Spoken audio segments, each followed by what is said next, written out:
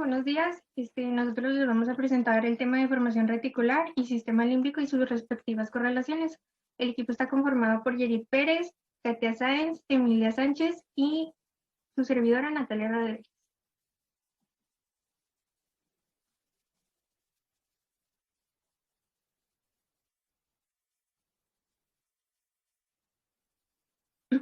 Bueno, los temas que vamos a comprender en esta sesión va a ser primeramente formación reticular. Vamos a tener lo que va a ser la organización general, las proyecciones aferentes, eferentes y las funciones.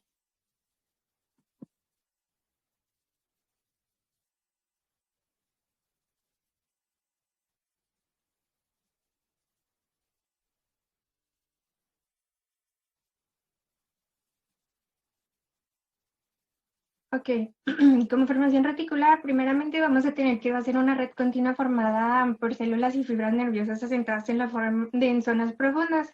Esta va a estar pues ubicada en todo lo que va a ser el eje del sistema nervioso central. Va a ir desde la médula espinal hasta lo que viene siendo el cerebro.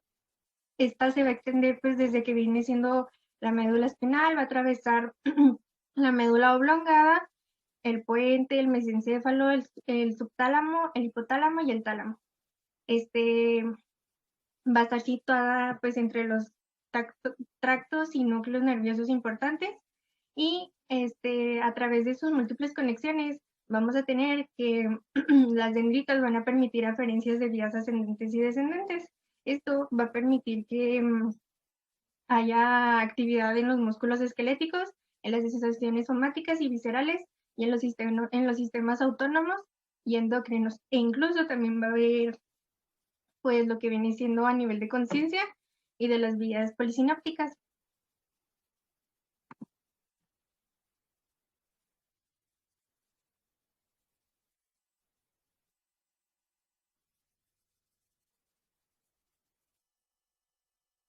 Bueno, posteriormente vamos a tener la organización. En cuanto a organización, vamos a tener tres planos. El plano mediano, que va a tener a neuronas de tamaño intermedio.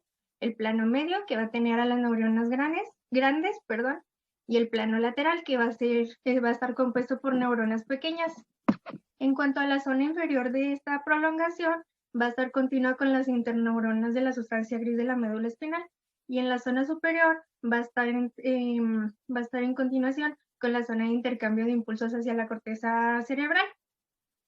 Pues como ya les mencionaba, pues esta organización va a estar dividida pues en estas tres columnas.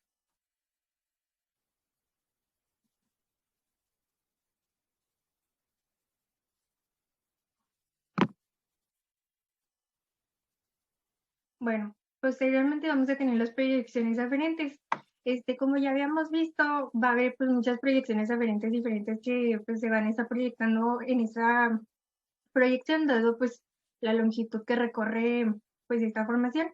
La mayor parte pues de las estructuras pues van a estar en todo el sistema nervioso central. Las primeras que vamos a tener pues van a ser de la médula espinal.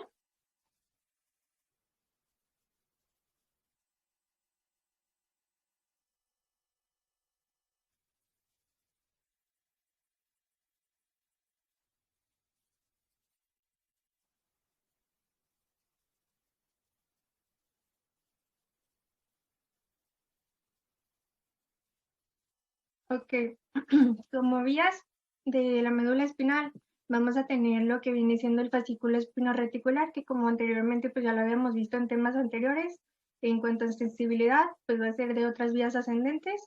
Su destino va a ser la sinapsis con neuronas de la formación reticular de la médula oblongada, el puente y el mesencéfalo. Y en cuanto a función, pues va a desempeñar un papel importante al influir en los niveles de la conciencia. Posteriormente, pues vamos a tener a lo que es el fascículo o el espinotalámico lateral y el anterior. El lateral se va a encargar de la sensibilidad al dolor y temperatura. En cuanto a destino, los dos van a ir hacia lo que es la circunvolución central posterior de la corteza.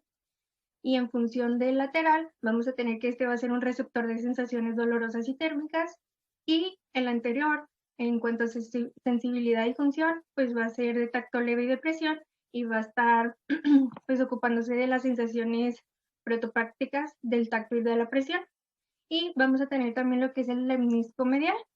Este está conformado por lo que es el fascículo espinotalámico anterior y el fascículo espinotectal. Este va a terminar en lo que es la sinapsis con neuronas de tercer orden del núcleo ventral del posterolateral del tálamo. Hay que recordar que estas son vías sensitivas somáticas de la conciencia, que también influyen en eso. Este va a tener de destino la circunvolución central posterior de la corteza y pues como función nos va a dar reflejos intersegmentarios, sensación de vibración y la posición de las diferentes partes del cuerpo que pueden pues ser reconocidas de forma consciente. Como les mencionaba, pues son vías somáticas de la conciencia.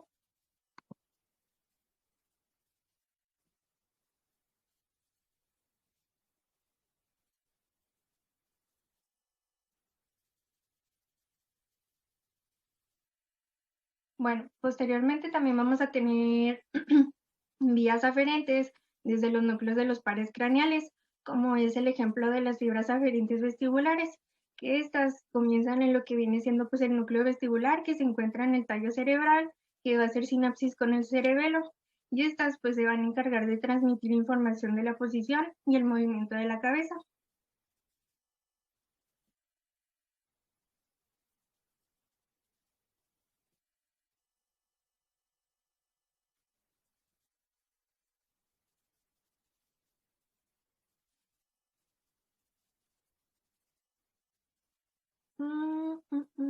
Posteriormente pues vamos a tener también vías que van desde el cerebelo y aquí vamos a tener lo que es la vía cerebro-reticulocerebelosa, que estas son pues las fibras corticorreticulares que proceden de las células nerviosas de muchas áreas de la corteza cerebral. Estas pues van a estar encargadas de lo que viene siendo el control del movimiento voluntario y pues van a ser pues una vía cerebelosa.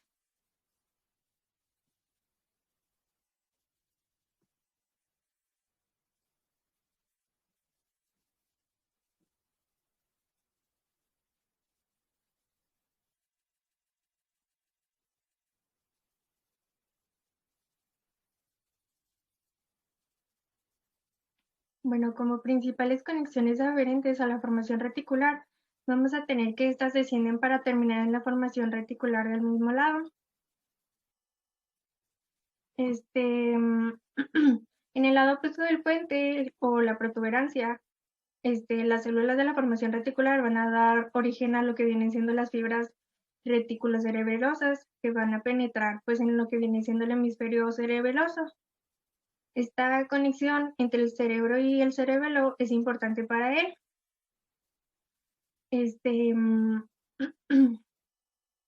Vamos a tener también que muchas estructuras hipotalámicas y límbicas pues van a estar enviando aferencias para lo que son las funciones pues de regulación visceral y autónoma.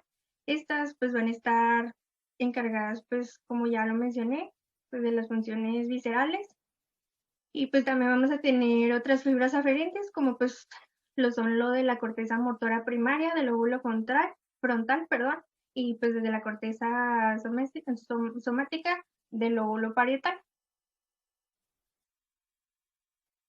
Aquí tenemos algunas pues, conexiones, por ejemplo las aferencias olfatorias a través pues, de las prosencefálico mediano van a estar pues aportando esa conexión.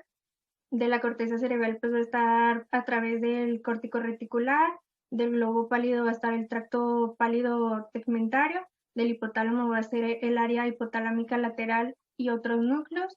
De la formación límbica va a estar la amígdala, los núcleos del septo, la vénula, la corteza insular, el núcleo del lecho de la estría terminal. También vamos a tener lo que son los núcleos cerebrosos profundos, el tronco del encéfalo, que pues va a estar incluido pues todo lo que son los núcleos trigéminos, el vestibular, el coclear, los auditivos, el tracto solitario y el superior, que era lo que les mencionaba ahorita como en el caso de las vías de aferentes vestibular.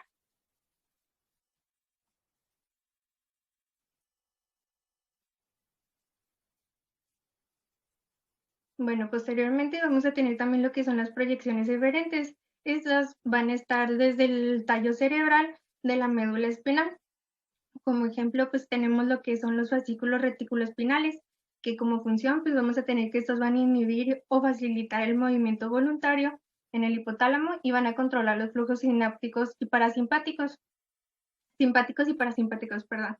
Y pues de origen vamos a tener la formación reticular y como destino pues vamos a tener las motoneuronas alfa y gamma.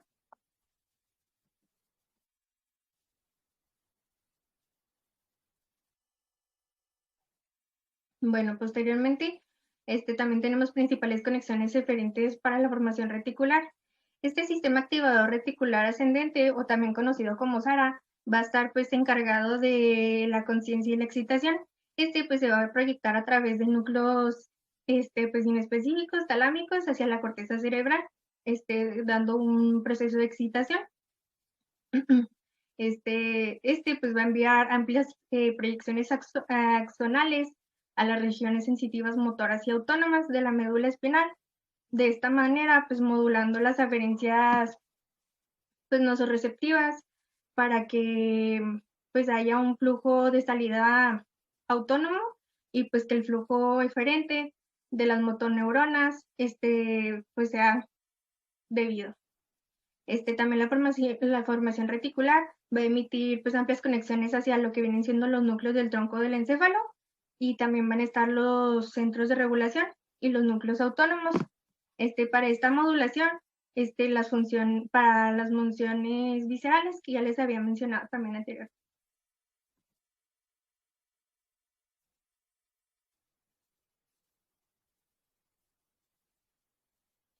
Bueno, ahora sí, entrando como tal a las funciones de la formación reticular, vamos a tener primeramente lo que es el control del músculo esquelético. Esta va a estar dada a través de los fascículos reticuloespinales y reticulomedulares. Estas pues van a estar encargadas de modular lo que va a ser el tono muscular y la actividad que refleja el mismo.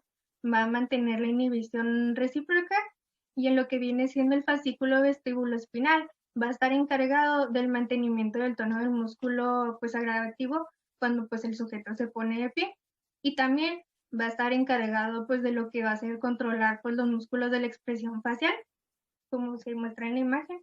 Por ejemplo, pues cuando una persona está feliz, cuando una persona pues se pone feliz, luego se manda la expresión para que la persona sonríe.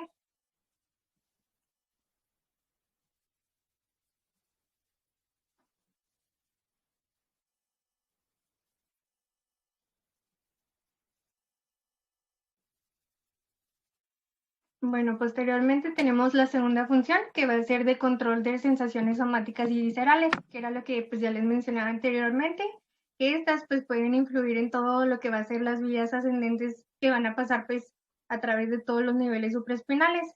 Estas pues van a participar en todo lo que es el mecanismo de la compuerta para el control de la percepción del dolor, que era lo que les mencionaba con la de las proyecciones aferentes, que son las proyecciones de dolor, temperatura y así.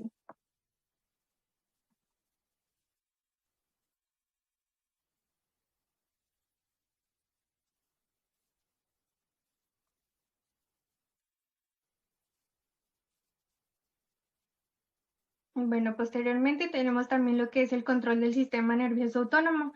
Esta va a estar dada por lo que vienen siendo los fascículos retículo medulares y reticuloespinales, que estos van a estar descendiendo hacia la eferencia simpática y la eferencia craneosacra parasimpática.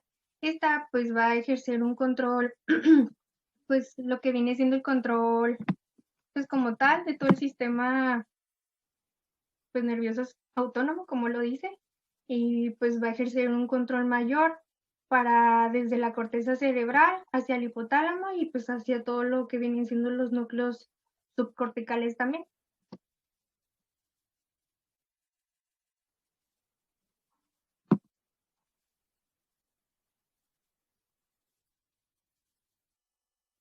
Bueno, también vamos a tener lo que va a ser el control del sistema nervioso endocrino. Este va a estar dado por los núcleos hipotalámicos y esto pues va a controlar la actividad de la hipófisis. Como aquí pues les puse una imagen que, como ya sabemos, pues la hipófisis está encargada de secretar algunas hormonas, como viene siendo lo de la vasopresina y la oxitocina.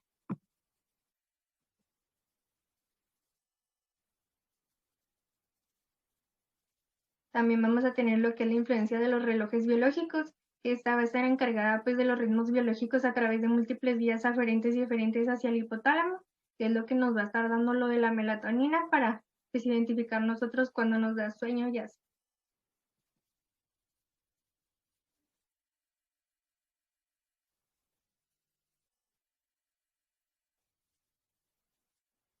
Y como última función, vamos a tener lo que es el sistema activador reticular, que este va a estar como la vigilia y el nivel de conciencia, pues que va a estar controlada por este, que va a ser pues un estado de despertamiento, alerta y atención.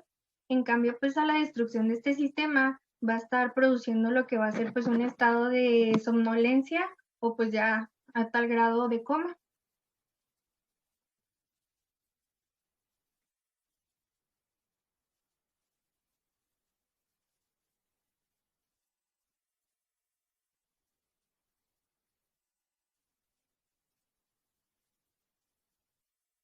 Bueno, y entrando ya un poquito a lo que vienen siendo las correlaciones clínicas, vamos a hablar un poquito sobre lo que es el sueño.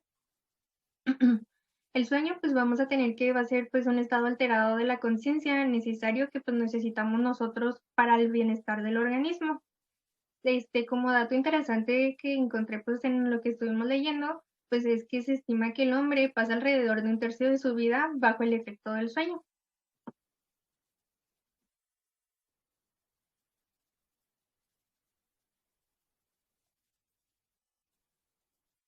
Ahora bien, hablando de las fases y las etapas del sueño, vamos a tener pues sí, dos fases o etapas.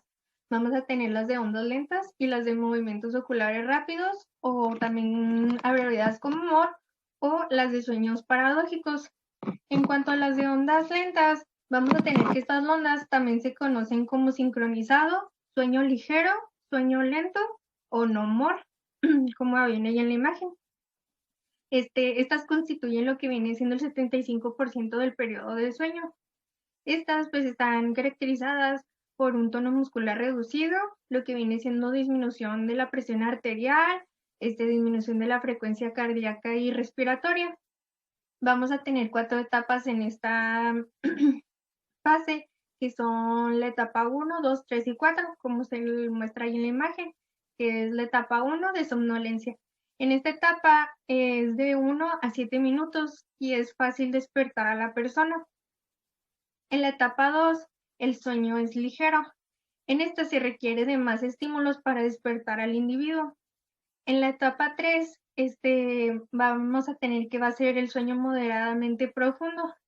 En este es cuando se muestran las ondas lentas, de ahí el nombre de pues de esta etapa, que es cuando se muestran la actividad,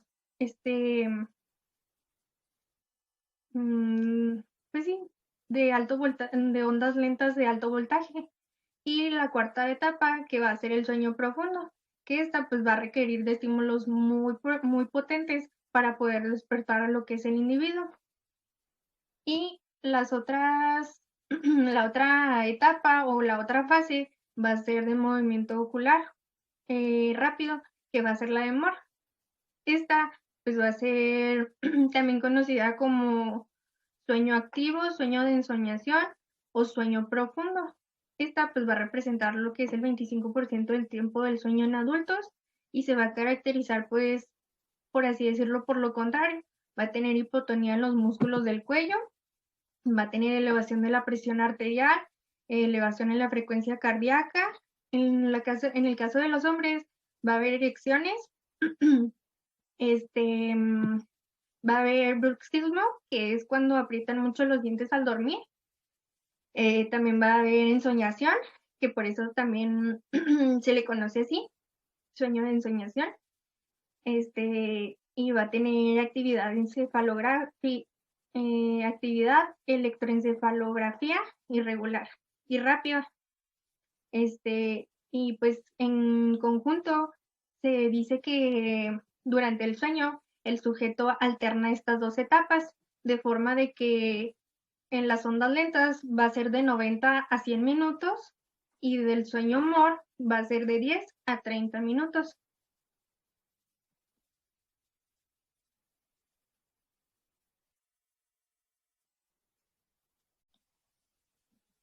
Ahora continuaremos hablando sobre las correlaciones clínicas.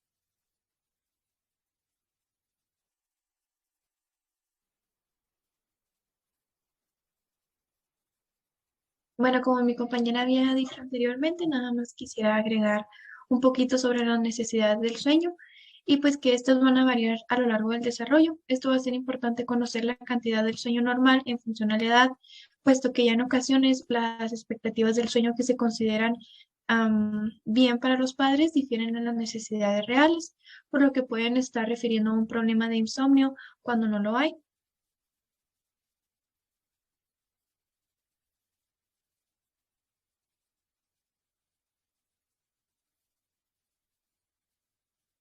Hablaré como introducción sobre qué son las parasomnias. Las parasomnias son un grupo de trastornos del sueño que se caracterizan por una conducta motora.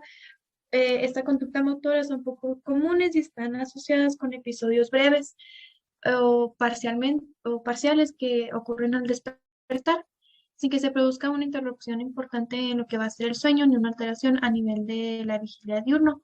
La vigilia diurno es el ciclo del sueño vigilia que dura aproximadamente 24 horas, en la cual de 15 a 17 son correspondientes a lo que es el momento de la vigilia. Estos fenómenos pueden ser normales o anormales y bueno, ocurren en el sueño cuando están en ondas lentas. Los podemos clasificar como sonámbulos, terror nocturno, gemidos nocturnos y pues estos constituyen un problema de salud pública muy alta en cuanto a prevalencia.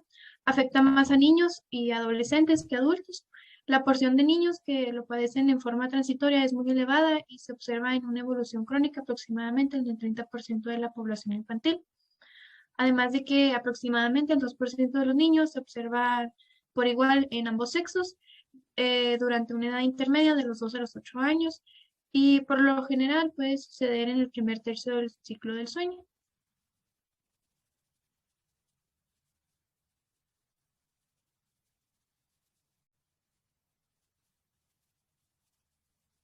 El sonambulismo.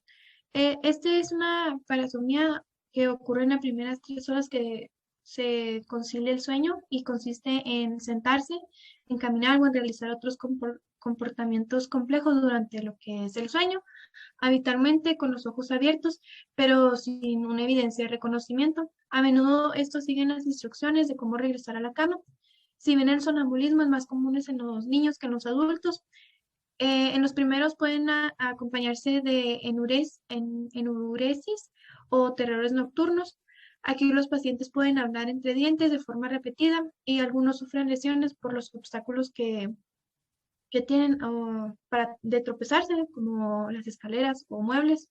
Aquí los pacientes no recuerdan haber soñado después de despertar a la mañana siguiente y por lo general el episodio puede ser que coman o que salgan de la casa. También pueden presentar conducta violenta o hasta pueden cometer un homicidio.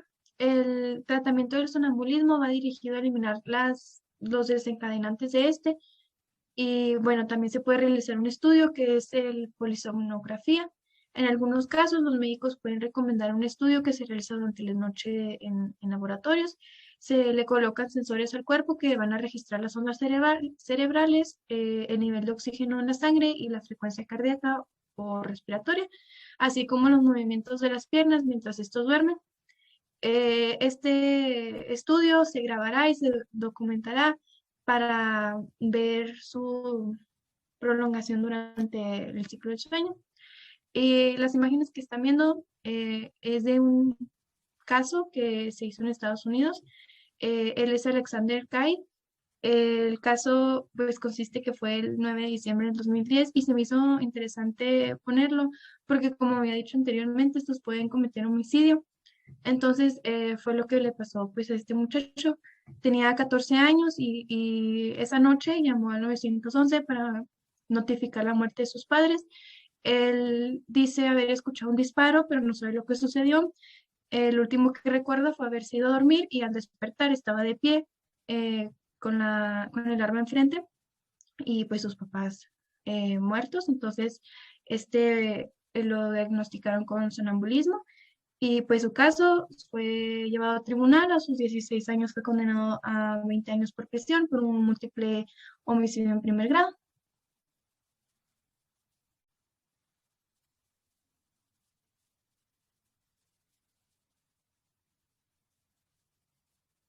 Bueno, los terrores nocturnos se presentan en un 3% de niños de 1 a 14 años y con frecuencia entre los 2 y los 4 años de edad, al igual que en el sonambulismo. Esta parasomnia se observa en el primer tercio del sueño nocturno, en las etapas de 3 a 4 en ondas lentas y es más común en niños.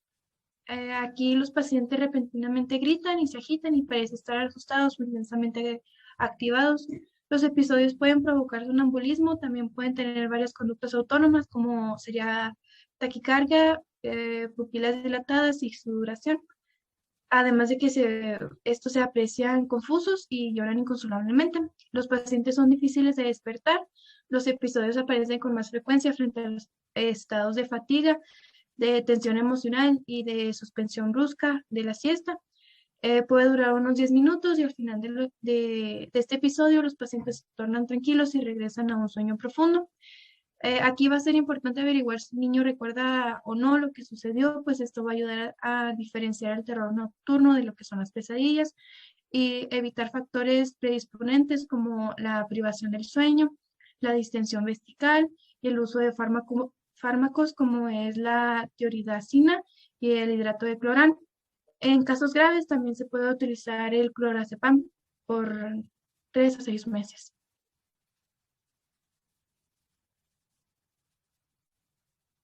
Los gemidos nocturnos, esta es una parasomnia poco común. Es un trastorno en el cual las personas suelen inhalar profundamente y contener la respiración mientras duermen, y después de esto van a mantener la respiración durante un corto periodo de tiempo. De esta forma, cuando se exhala, emiten un sonido parecido a lo que es un gemido o un chillido largo, que puede durar tan solo unos segundos, pero pues en algunos casos pueden prolongar hasta un minuto. Los sujetos no recuerdan la conducta y pues este va a causar mayormente preocupación a sus compañeros de cama. La causa exacta de la cata- catatrenia o gemidos nocturnos comúnmente es difícil de identificar, ya que este puede deberse a distintas razones. Puede deberse por la obstrucción o restricción de las vías aéreas superior, por lo que el aire pues no circula con facilidad. También puede deberse por una cierre parcial de las cuerdas vocales, sobre todo durante el sueño profundo. Como resultado, pues se va a producir un escape forzado del aire y pues la misión va a ser empujar a través del cierre y desbloquear las cuerdas vocales, por lo que va a ser el sonido. O también puede ser por alteraciones anatómicas o como serían los problemas de ortodoncia. Se han realizado estudios y los estudios han indicado que aproximadamente el 86% de las personas que sufren esta parasomnia han sido sometidas a tratamientos de ortodoncia y en alguna etapa de su vida estos habían realizado extracciones de piezas en su adolescencia. Además de que se ha parecido que este trastorno se agudiza cuando las personas están sometidas a otros niveles de estrés.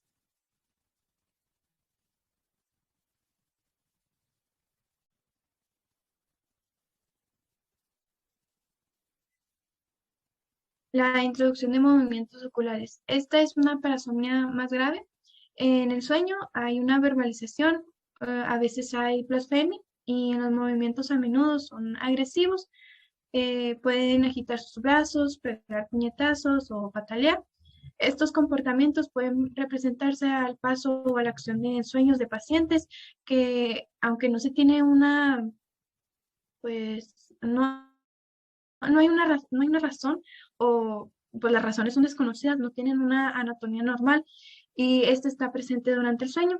Los pacientes son conscientes de tener sueños vívidos cuando se despiertan después de sus comportamientos. Bueno, es más frecuente entre los ancianos, sobre todo en aquellos que tienen trastornos degenerativos en su sistema nervioso central, por ejemplo, enfermedades como el Parkinson, el Alzheimer. Los médicos pueden diagnosticar a menudo el trastorno de conducta asociado con la fase de movimientos rápidos del sueño, basándose en síntomas referidos por el afectado o por el compañero de cama. En caso contrario, habitualmente se realiza una polisomnografía con una electromiografía. El estudio de la electromiografía, es que se inserta una pequeña aguja en el músculo para registrar la actividad eléctrica, tanto en reposo como durante las contracciones musculares. En condiciones normales, el músculo en reposo solo produce una actividad eléctrica y con una contracción leve, pues va a generar cierta actividad eléctrica que causa a medida una contracción muscular que se va incrementando y pues así van a poder ir detectando cuál grave es esta parasomnia.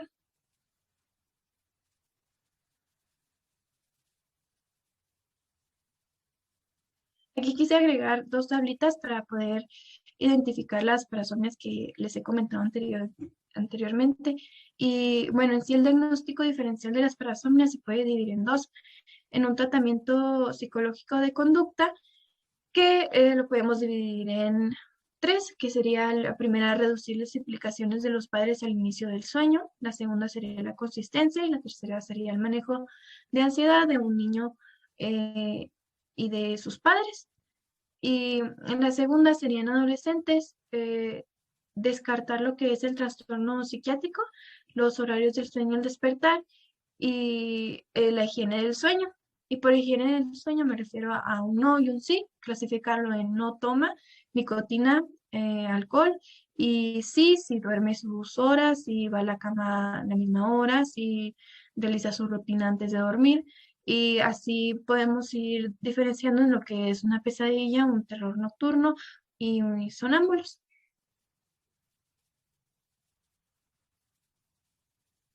Bueno, ahora hablando sobre otra correlación clínica, a la narcolepsia.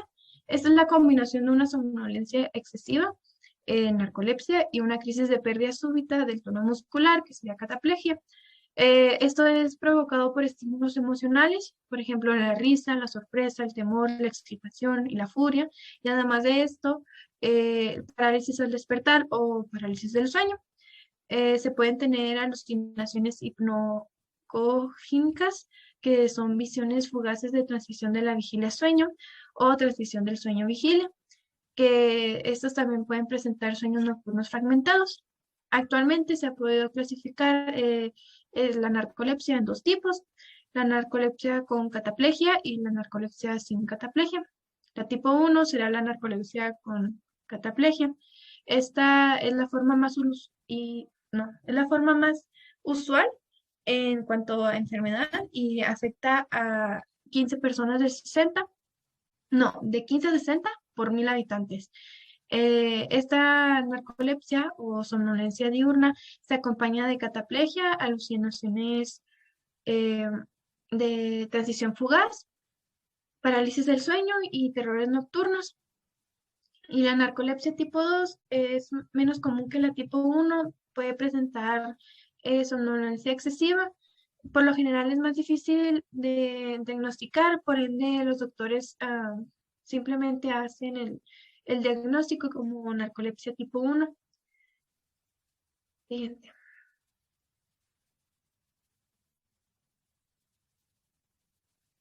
Ahora el síndrome de Kleine-Levin. Este síndrome es también descrito como una enfermedad de la bella durmiente. Es una enfermedad rara caracterizada por un exceso de ciclos de hipersomnia o cantidades excesivas de horas de sueño.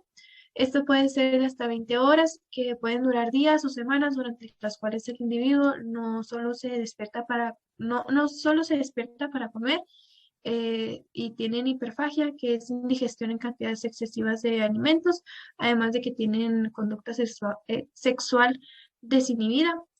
Las enfermedades afectan sobre todo a los adolescentes varones en una porción de 4 a 1, aunque se han descrito casos en mujeres y adultos.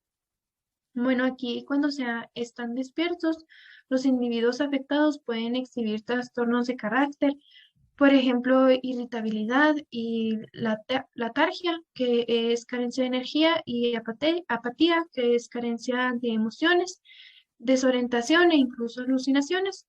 Estos pueden no presentar excesos durante meses, pero en la mayoría de los casos mejora según avanza la edad. Se piensa que estos síntomas se pueden relacionar con el mal funcionamiento de los centros cerebrales del hipotálamo que van a regular, como ya sabemos, las funciones tales como el sueño, el apetito, la temperatura.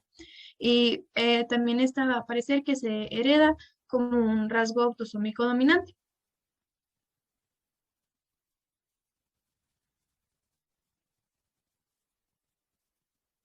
La apnea del sueño. Esta se refiere a una disfunción de control central en cuanto a la respiración.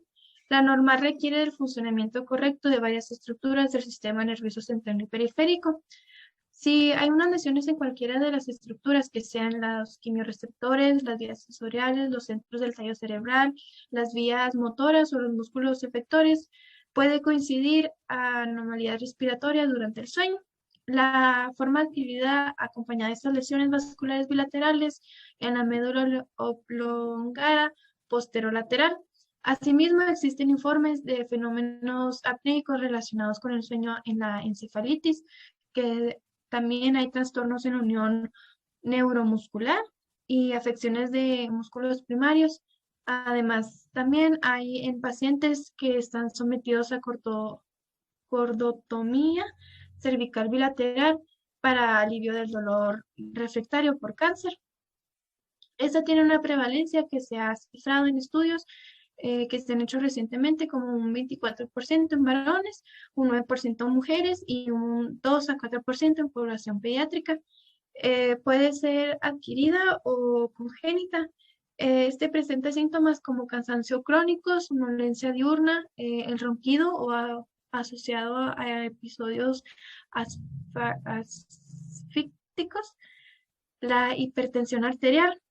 En niños es frecuentemente en las primeras, bueno, es frecuente en las primeras señales de alarma que tiene un déficit de atención como hiperactividad o un bajo rendimiento escolar.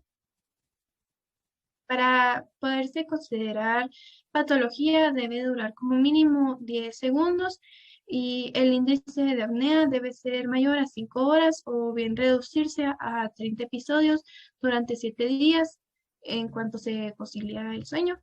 A su vez lo podemos dividir en apnea central, obstructiva, mixta, hipopnea, con un síndrome de aumento de resistencia en las vías aéreas y respiración paradójica. Bueno, ahora el coma. El coma es llamado en ocasiones estado vegetativo persistente. Este es un estado de inconsciencia profunda. No confundemos. El estado vegetativo persistente no es lo mismo que la muerte cerebral. Una persona en un estado de coma está viva, pero es incapaz de moverse o responde a su entorno. El coma puede ocurrir como complicaciones de una enfermedad subyacente o como resultado de lesiones, así como también como un trastorno cráneoencefálico. Las personas en dicho estado han perdido la capacidad de pensar y de percibir su entorno. Para conservar la función no cognitiva y los patrones normales del sueño. Aunque quienes están en este estado pierden sus funciones cerebrales superiores, otras funciones claves como la respiratoria y la circulación siguen relativamente intactas. Pueden ocurrir movimientos espontáneos en los ojos y pueden abrirse en respuesta a estímulos externos. Las personas pueden incluir arrugar el ceño, llorar o reír ocasionalmente, aunque las lesiones en un estado vegetativo persisten, puede parecer respectivamente normales y no hablan y no son incapaces de responder a órdenes.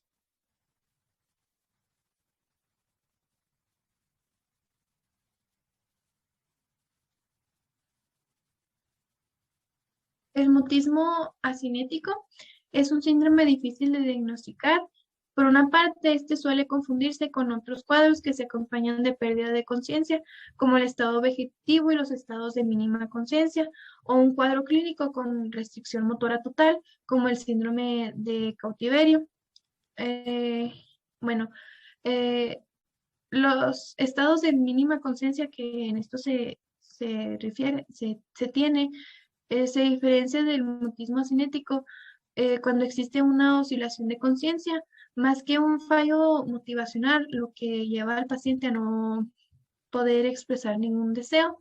Las personas con mutismo cinético no se encuentran paralizadas a nivel motor, sino que las alteraciones que las causan parecen afectar a la voluntad y a los movimientos que ejercen conductas, entre ellas pues, las verbales.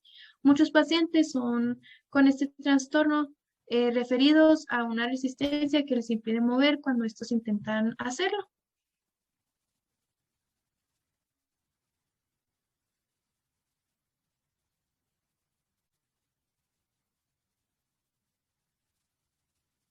El síndrome de desaferentación. Aquí los pacientes son incapaces de comunicarse mediante el parpadeo ocular, que son un sí y un no, parpadea una vez sí, parpadea dos veces no. Por la otra parte, los individuos son mudos y asinéticos, solo conservan la apertura de los ojos, los movimientos oculares verticales y la convergencia. Las estructuras que suelen dañarse cuando las lesiones se encuentran en la base del puente incluyen tractos corticoespinales, que va a la inmovilidad, las fibras corticovulvares, que son la pérdida de movimientos faciales y articulaciones del habla, y los nervios abductores, que sería el pérdida de movimientos horizontales del ojo. Los sinónimos que incluyen sería pseudocoma, estado de desaferentación, síndrome ponteventral, el síndrome de Montecristo, ponteusodocoma y síndrome de desconexión pontina.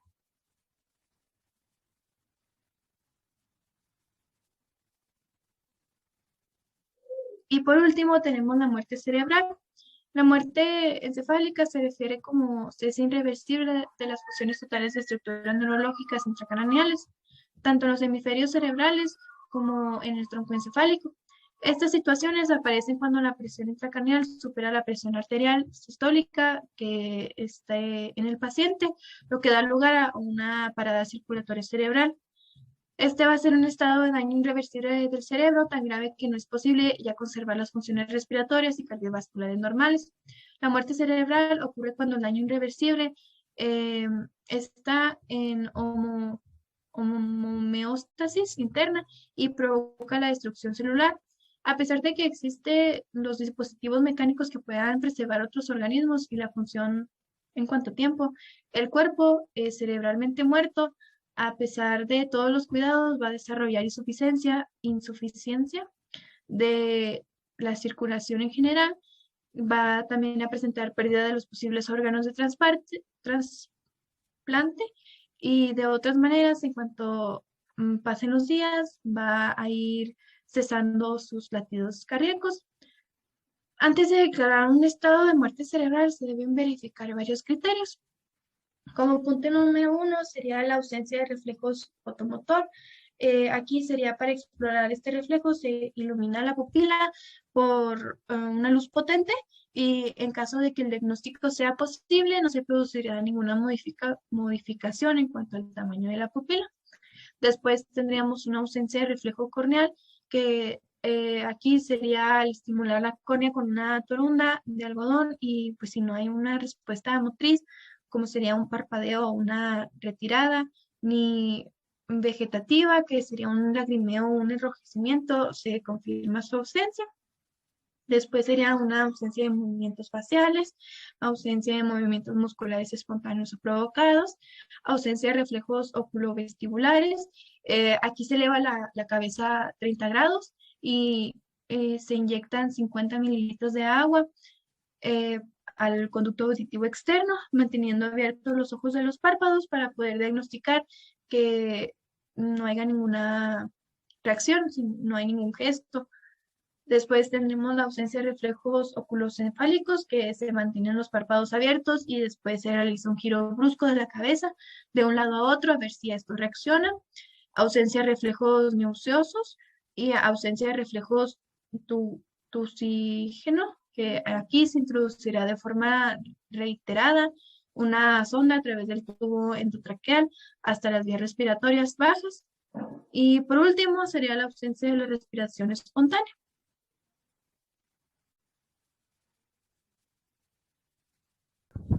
Bueno, vamos a empezar con el sistema límbico.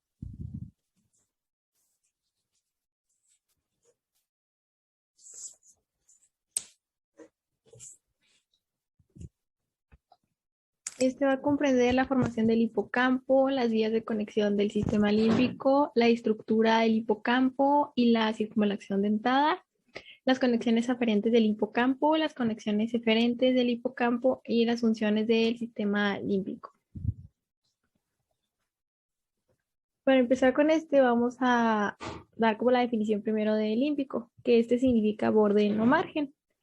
Este término se utiliza como para términos generales que incluyen un sistema de estructuras que se encuentran en la zona límite entre la corteza cerebral y el hipotálamo. Este sistema pues se va a hallar implicado en muchas otras estructuras que están más allá de la zona límite en el control de la emoción, la conducta y los impulsos, e incluso pues puede ser un centro importante en la memoria.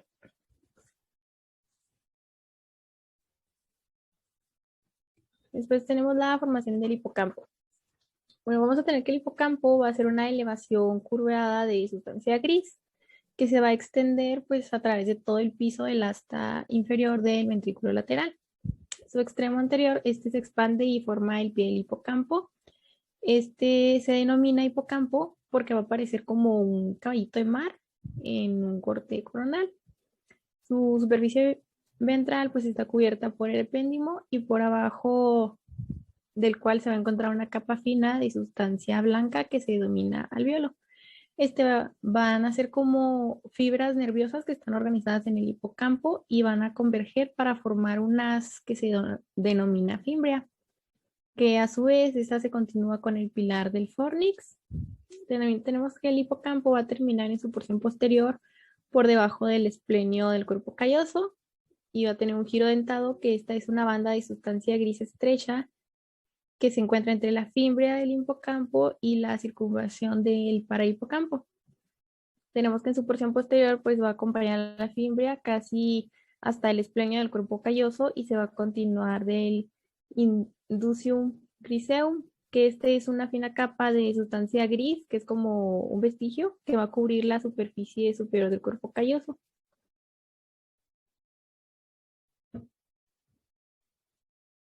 Después tenemos la circunvalación dentada. Vamos a tener que el giro dentado, pues que es una banda de sustancia gris, estrecha y que se va a encontrar entre la fimbria del hipocampo y la circunvalación del parahipocampo. En su porción posterior, pues va a estar acompañada de la fimbria, que casi llega hasta el esplenio del cuerpo calloso y se va pues a continuar del inducium griseum. Entonces tenemos que la superficie superior de este inducium griseum se va a encontrar en dos haces delgados de fibras blancas a cada lado, que se van a conocer como estrías, que son de longitud medial y una lateral. Estas estrías van a ser como restos de sustancias blancas de este inducium griseum vestigial. Y en dirección anterior, la circulación dentada se va a continuar con el uncus.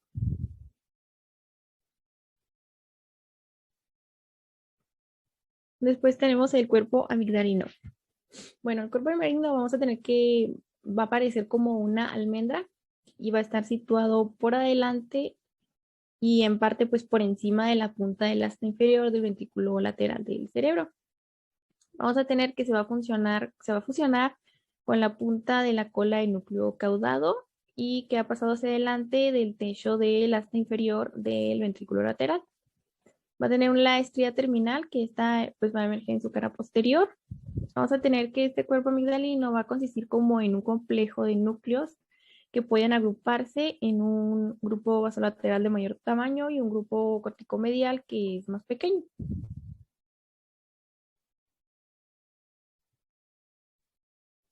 Después, bueno, tenemos las vías de conexión del sistema límbico. Vamos a tener que el alvéolo pues va a estar formado como una fina capa de sustancia blanca que se encuentra en la superficie superior o ventricular del hipocampo. Este pues va a estar conformado como de unas fibras nerviosas que se originan en la corteza del hipocampo y estas fibras van a converger en el borde medial para formar como un haz que es lo que se conoce como la fimbria. Esta va a salir del extremo posterior del hipocampo como el pilar del fornix. Este pilar se va a curvar hacia atrás en cada lado y hacia arriba y por debajo del esplenio del cuerpo calloso y pues va a estar rodeado de la superficie posterior del tálamo. Tenemos que los dos pilares van a converger y van a formar el cuerpo del fornix, que va a situar en la cara inferior del cuerpo calloso.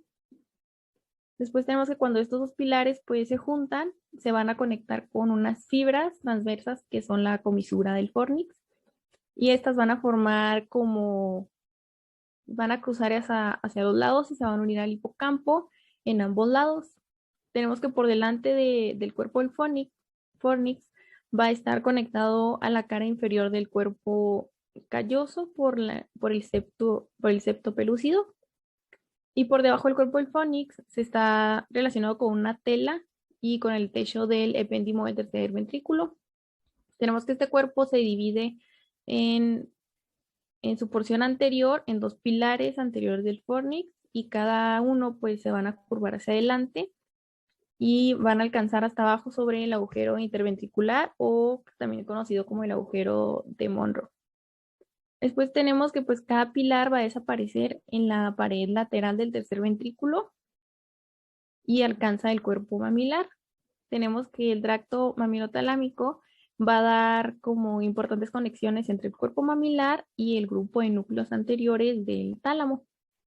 Luego tenemos la estría terminal, que esta va a salir como de la cara posterior del cuerpo amigdalino, como una de fibras nerviosas y se va a trasladar en el techo del asta inferior del ventrículo lateral sobre la cara medial de la cola del caudado. Y si seguimos esta curva del núcleo caudado y va a penetrar para situarse en el piso del cuerpo del ventrículo lateral. Después, pues tenemos la estructura del hipocampo y la circunvalación dentada. Tenemos que la estructura pues cortical de la circunvalación del parahipocampo va a constar de 6 capas. Pero si se sigue la corteza del hipocampo, se hace como una traslación gradualmente y se da una organización de 6 a otras de 3 capas. Estas 3 capas, pues tenemos que son la capa superficial molecular, que está formada por fibras nerviosas y pequeñas neuronas que están dispersas.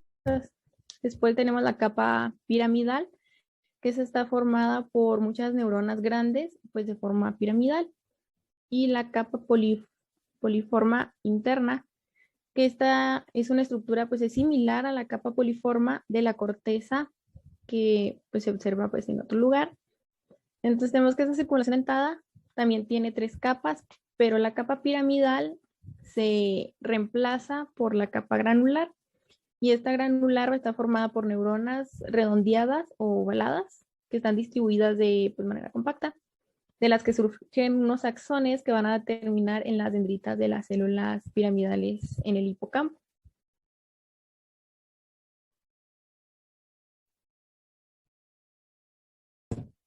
Bueno, luego tenemos las conexiones aferentes del hipocampo, que estas se van a clasificar en 6 grupos. El primer grupo sería las fibras que surgen de la circunvalación del cíngulo y que se van a ir dirigiendo hacia el hipocampo.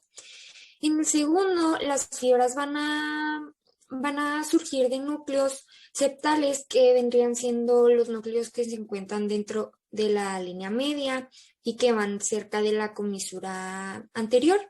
Estos van a pasar por detrás del fornix y se van a dirigir hacia el hipocampo. Luego tenemos las fibras que van a surgir de un hipocampo y van a atravesar la línea media hacia el hipocampo contrario y van a estar con la comisura del fornix.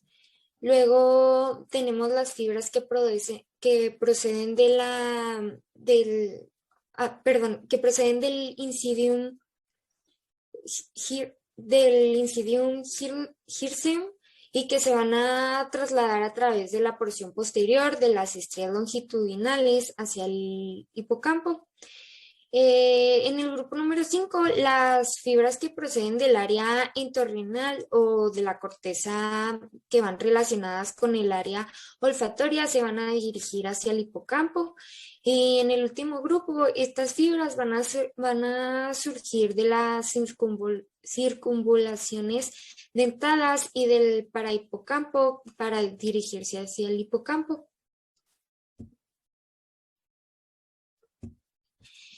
En las conexiones eferentes del hipocampo, los axones de las células piramidales grandes de este van a emerger para formar el alveolo y la fimbria.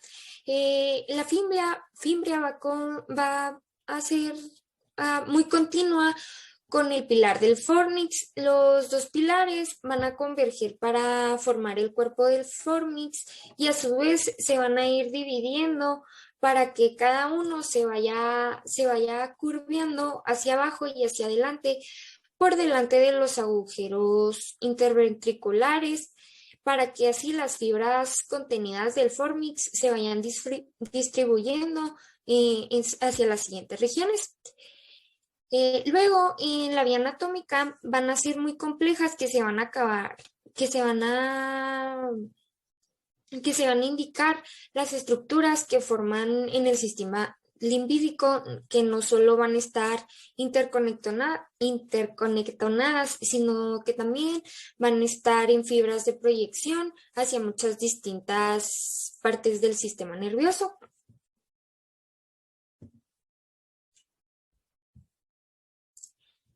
Y luego tenemos las funciones del sistema límbico, que, bueno, a través del hipotálamo y de sus conexiones con el tracto de salida del sistema nervioso autónomo, su función de control va a ser endocrina. Esto quiere decir que va a ser capaz de influir en muchos aspectos de la conducta emocional, en particular en las reacciones de miedo y el disgusto y en las emociones asociadas con el comportamiento sexual. Varios estudios también han indicado que en el hipocampo va a participar la conversión de la memoria reciente en memoria a largo plazo. Bueno, esto se relaciona más con una afección denominada amnesia anterógrada, que, bueno, esta va a ser una lesión en el hipocampo que va a hacer que nosotros seamos incapaces de almacenar la memoria a largo plazo, si bien pues no va a afectar la memoria de los episodios del pasado remoto que tuvieron lugar antes del desarrollo de esta lesión.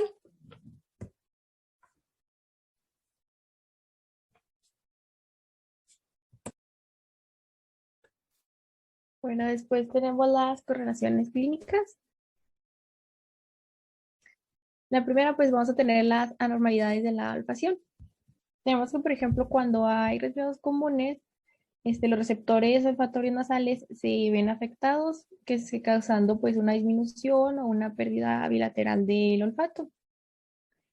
Aquí pues pueden lesionarse las fibras del nervio olfatorio en su trayecto a través de la lámina criforme en el hueso etmoides, y en otros casos pues hay fractura de lámina, por ejemplo en caídas graves. En estas anormalidades se causa una anosmia que se debe al desgarro de fibras nerviosas olfatorias finas a través del paso de la lámina cribiforme. Aquí se afecta el bulbo y el tracto olfatorio en la inflamación de las meninges, que pues, es la meningitis, o en los tumores, que son los meningiomas, en la superficie inferior del lóbulo frontal o en la fosa craneal anterior. Tenemos que los procesos pues, patológicos en esta región de la corteza olfatoria primaria van a inducir alucinaciones olfatorias, que estas con frecuencia son olores desagradables, y estas alucinaciones pueden anunciar que va a haber una convulsión epiléptica o pues son parte de ella.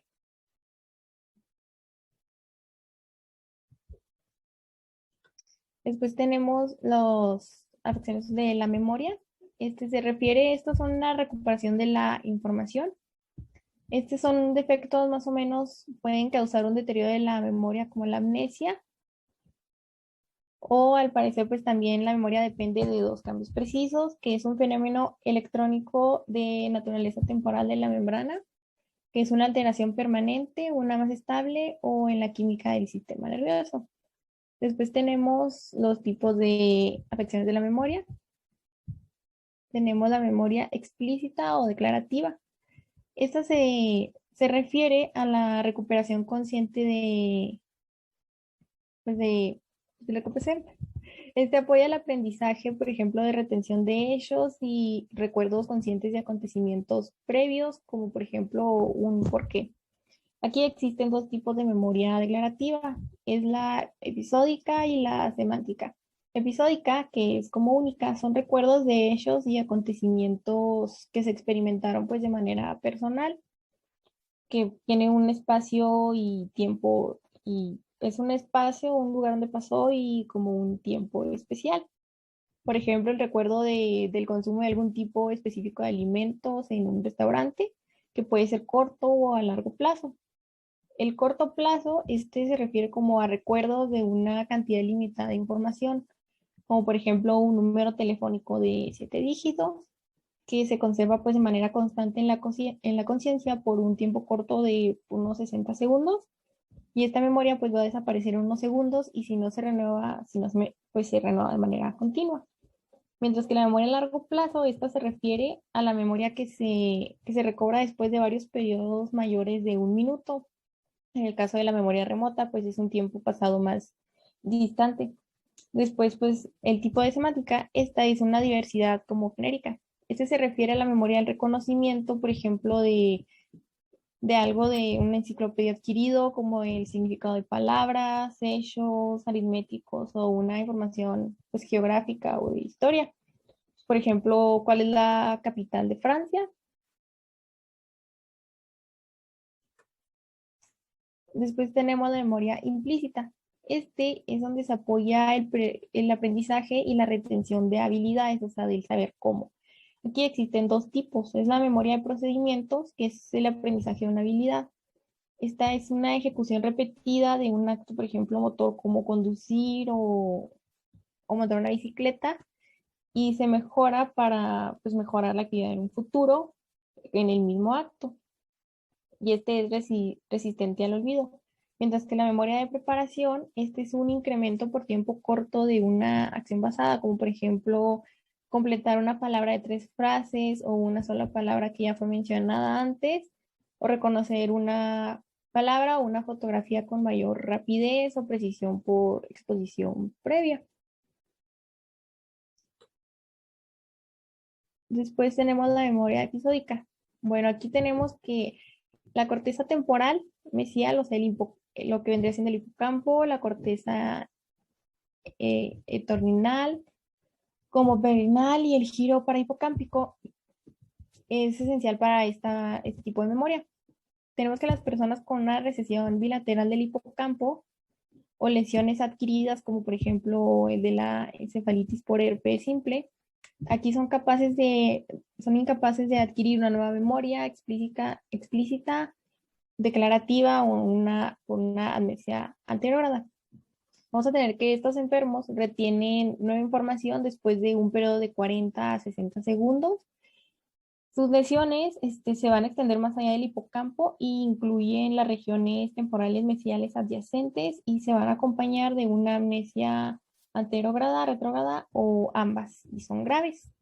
Además de que la corteza temporal mesial pues en este tipo de memoria va a participar en las regiones del cerebro pues, siguientes, en las conexiones corticales de las neocortezas posterior, anterior a la corteza entorninal, los núcleos talámicos anterior y medial del hipocampo, del cuerpo mamilar a través del fornix y el trato mamilotalámico, y los núcleos colinérgicos basales del cerebro anterior, que es el núcleo basal de Meynert. Después tenemos la memoria semántica. Esta se va a referir pues a la memoria del reconocimiento enciclopédico adquirido, como ya había mencionado antes, pues en el significado de palabras, hechos aritméticos o información pues, geográfica e histórica. Aquí se afectan los lóbulos temporal, parietal y occipital.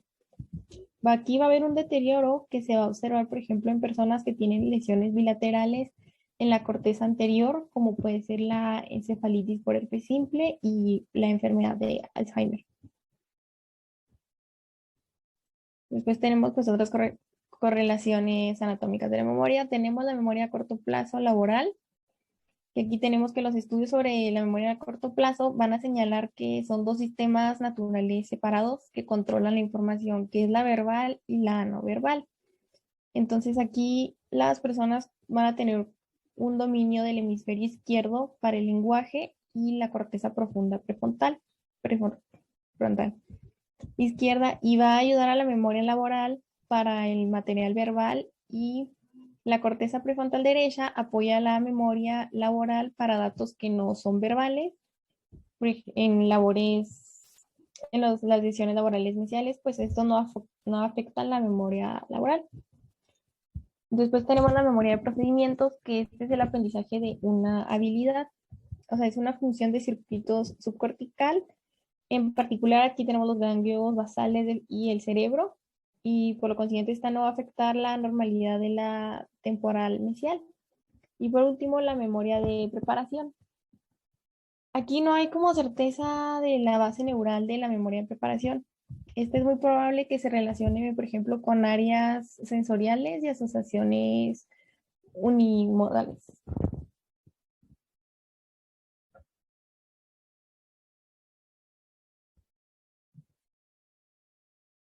Después tenemos los tipos de pérdida de la memoria, o sea, la amnesia. Se van a reconocer varios tipos de amnesia. Tenemos la retrógrada, que es la amnesia de información aprendida que se aprende antes del inicio de la enfermedad y se vincula con una amnesia anterograda y va a ser notable en acontecimientos en años atrás de la lesión. La anterograda, esta es una amnesia de información que se va a aprender cuando se empieza a iniciar la enfermedad. Este es el tipo más común de amnesia y aquí se afecta por materiales verbales y pues, visuales. Aquí va a haber un daño unilateral del lóbulo temporal izquierdo que va a afectar de forma selectiva pues, la adición de nueva información verbal. Y en el lóbulo temporal derecho se va a afectar la forma de información visual, como por ejemplo las caras o la localización de artículos.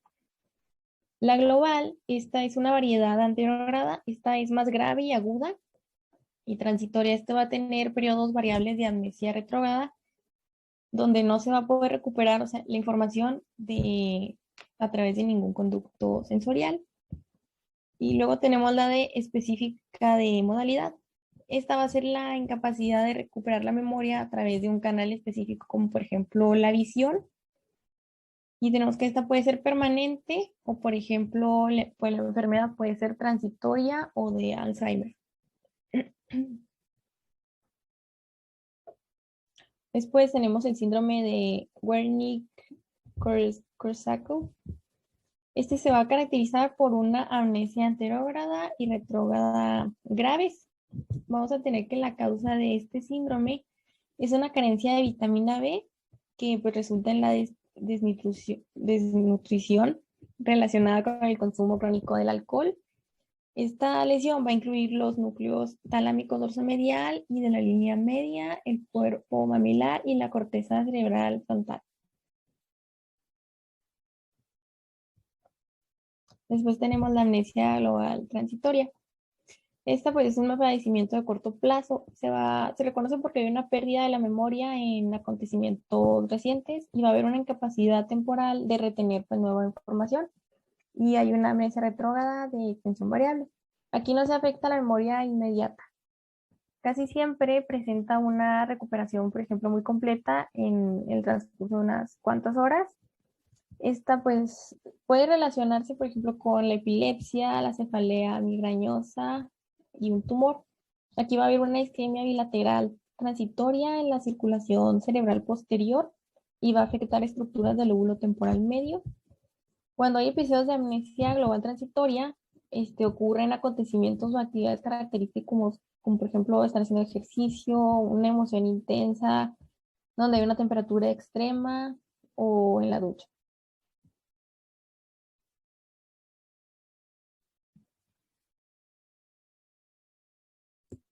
Ok, luego tenemos el síndrome de Kluver-Bucy, que, bueno, en este síndrome se va a referir a los signos y síntomas que se observan después de después de una extracción bilateral de los lóbulos temporales.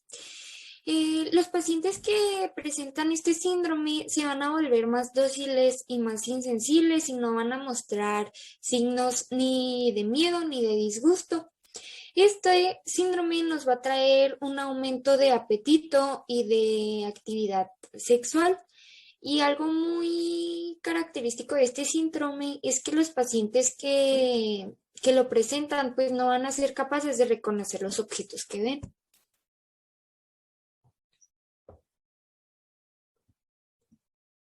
Luego tenemos la epilepsia del lóbulo temporal, que esta puede estar presidida en un aura de experiencias acústicas u olfatorias.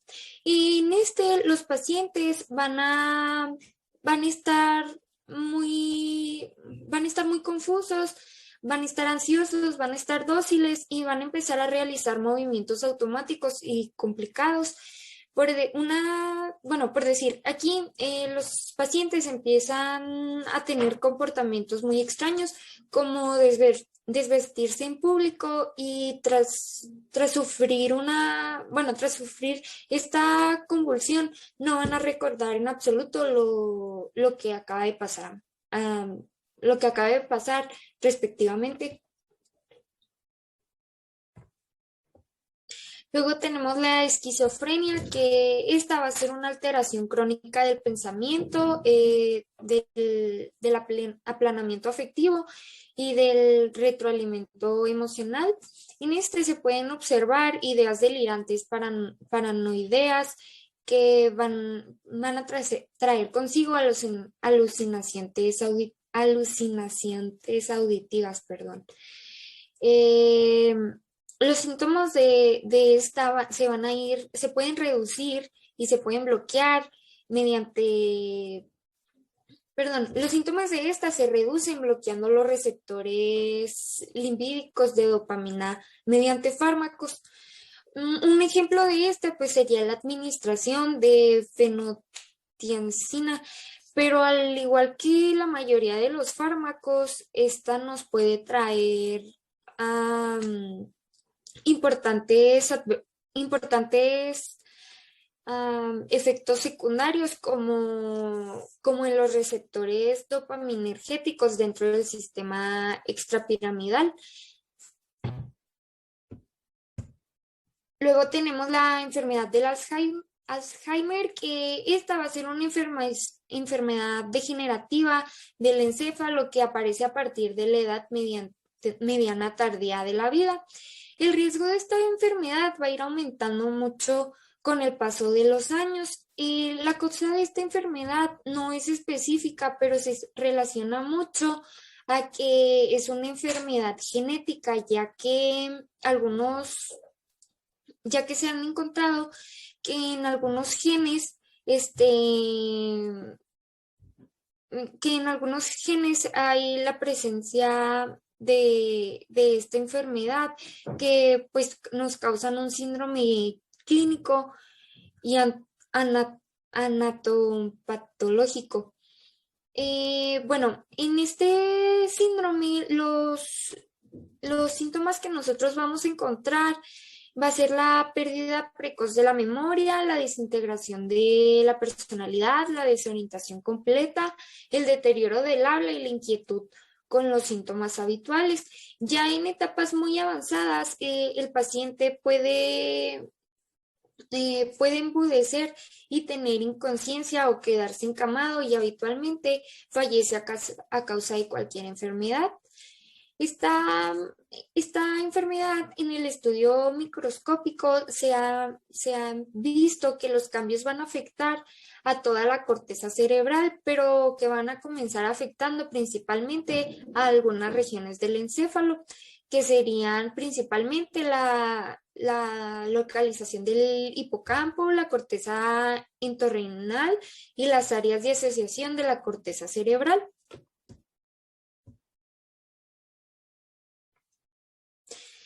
Luego tenemos la encefalitis por herpes simples. Bueno, aquí vamos a hablar de una encefalitis viral secundaria al virus del herpes que se va a reconocer por crisis y signos neurológicos focales y un deterioro progresivo de la conciencia. Y esta neuropatología va a consistir en un proceso necrosante focal grave con predilección por el sistema limbídico.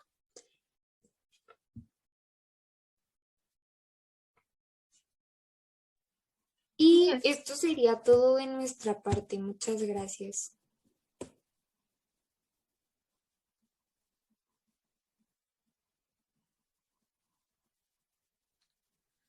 ¿Dudas, preguntas, jóvenes que tengan? No, ya vamos.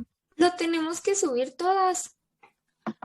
Se me hace que no. No, nomás una. No.